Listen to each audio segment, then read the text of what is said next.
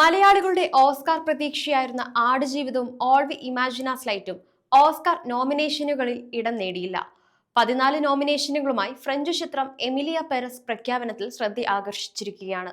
അതേസമയം Indian American Hindi short ഫിലിമായ അനുജയ്ക്ക് ഓസ്കാർ നാമനിർദ്ദേശവുമുണ്ട്. 97ാമത് ഓസ്കാർ അവാർഡിനുള്ള നോമിനേഷനുകളാണ് പ്രഖ്യാപിച്ചിരിക്കുന്നത്. ബോളിവുഡ് നടി പ്രിയങ്ക ചോപ്ര അനുജയുടെ എക്സിക്യൂട്ടീവ് പ്രൊഡ്യൂസറാണ്. ലൈവ് ആക്ഷൻ ഷോർട്ട് ഫിലിം വിഭാഗത്തിലാണ് നാമനിർദ്ദേശം. മാർച്ച് 2-നാണ് അവാർഡ് പ്രഖ്യാപനം നടക്കുക.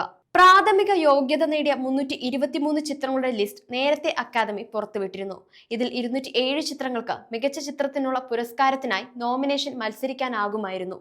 ആ 207 ചിത്രങ്ങളുടെ കൂട്ടത്തിൽ 6 ഇന്ത്യൻ ചിത്രങ്ങളും ഇടം പിടിച്ചിരുന്നു. ബ്ലെസ്സി പൃഥ്വിരാജ് ടീമിന്റെ ആടുജീവിതം, ശിവയുടെ സംവിധാനത്തിൽ സൂര്യനായകനായ കങ്കുവ, പായൽ കപാഡിയയുടെ സംവിധാനത്തിൽ കനി കുസൃതിയും ദിവ്യപ്രഭയും പ്രധാന കഥാപാത്രങ്ങളെ അവതരിപ്പിച്ച all we imagine as light, Shuchi Talati സംവിധാനം ചെയ്ത girls will be girls, Randeep Hooda സംവിധാനം ചെയ്ത സ്വതന്ത്ര വീർ സവാർക്കർ, സന്തോഷ് എന്നിവയായിരുന്നു ആ ചിത്രങ്ങൾ.